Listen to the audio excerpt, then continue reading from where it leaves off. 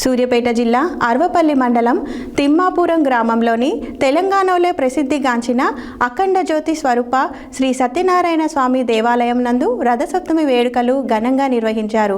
ఈ వేడుకలకు జిల్లా నలుమూలల నుండి దాదాపు 1,00,000 మంది భక్తులు సందర్శించారు. అనంతరం ఉషా పద్మిని ఛాయా సోమేశ్వర శ్రీ సూర్యనారాయణ స్వామి వారి కళ్యాణ మహోత్సవం వేద మంత్రాల సాక్షిగా వేద పండితులతో అంగరంగ వైభవంగా నిర్వహించారు. సూర్యాపేట జిల్లా అర్వపల్లి మండలం తిమ్మాపురం గ్రామంలోని తెలంగాణలోనే ప్రసిద్ధిగాంచిన అఖండ జ్యోతి స్వరూప శ్రీ సూర్యనారాయణ స్వామి దేవాలయం నందు రథసప్తమి వేడుకలు ఘనంగా నిర్వహించారు. ఈ వేడుకలకు జిల్లా నలుమూలల నుండి దాదాపు 1,00,000 మంది భక్తులు సందర్శించారు. అనంతరం ఉషా పద్మిని ఛాయా సోమేశ్వర శ్రీ సూర్యనారాయణ స్వామి వారి కళ్యాణ మహోత్సవం వేద మంత్రాల సాక్షిగా వేద పండితులతో అంగరంగ వైభవంగా నిర్వహించారు.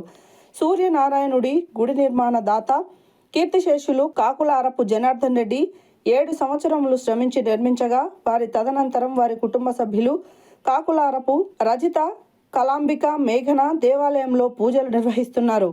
ఈ వేడుకలలో బీఆర్ఎస్ రాష్ట్ర నాయకులు మారిపెద్ది శ్రీనివాస్ గౌడ్ దంపతులు ప్రత్యేక పూజలలో పాల్గొనగా ఈ కార్యక్రమంలో సహకరించిన వారు నరేష్, బాల మురళీకృష్ణ, యాదగిరి, ఫణి, జైపాల్ రెడ్డి, నికి, విశ్వ హిందూ పరిషత్ కమిటీ సభ్యులు 50 మంది సేవా కార్యక్రమంలో పాల్గొన్నారు.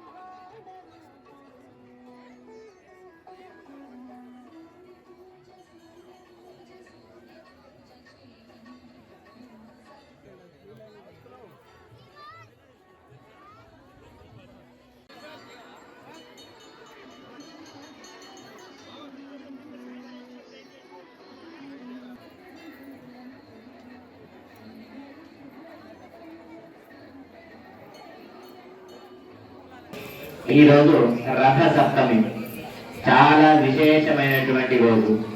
ఈరోజు సూర్యనారాయణ స్వామి వారికి అర్ఘ్యాలు ఇచ్చిన, అలాగే క్షీరాన్నము అంటే పాయసాన్నము ఆవు పిడకల మీద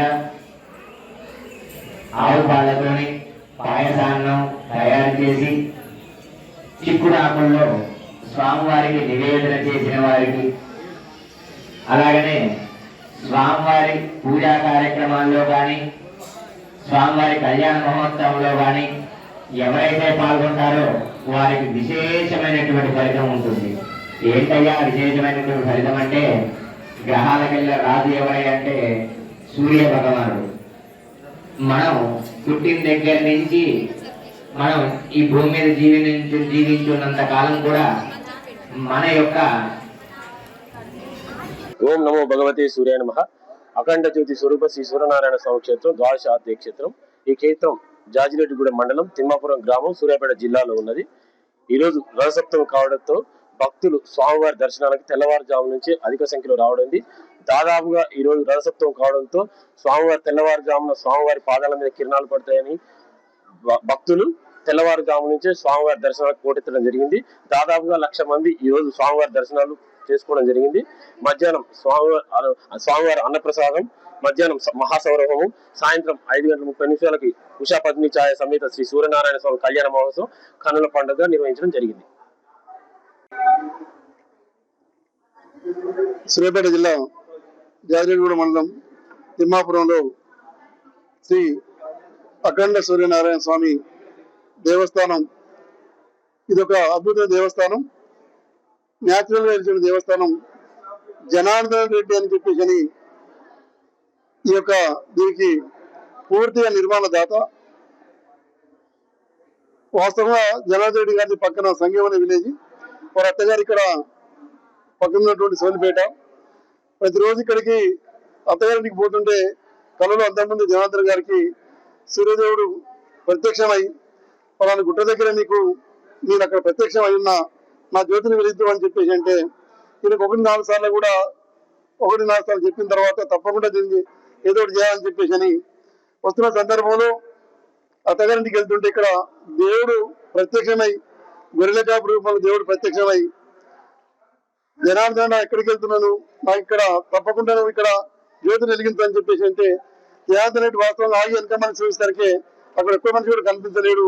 ఆయనకు అప్పుడు అర్థమైపోయింది ప్రత్యక్షంగా దేవుడు అని చెప్పేసి అని. ఎందుకంటే దీనికి ఉదాహరణ మనం ఈ రోజు కూడా 1000 మంది భక్తులు చూసినారు, అంతమంది చూసినారు. సూర్యకిరణాలు ప్రత్యక్షంగా దేవుని పాదాల మీద పడి అక్కడ దీపం వెలగడం అనేది సూర్యకిరణాలతో తిమ్మాపురం ఉన్నటువంటి సూర్యదేవాలయానికి ఉన్నటువంటి ప్రతిష్టత. తెలంగాణ రాష్ట్రంలోనే మొట్టమొదటి సూర్యదేవాలయం.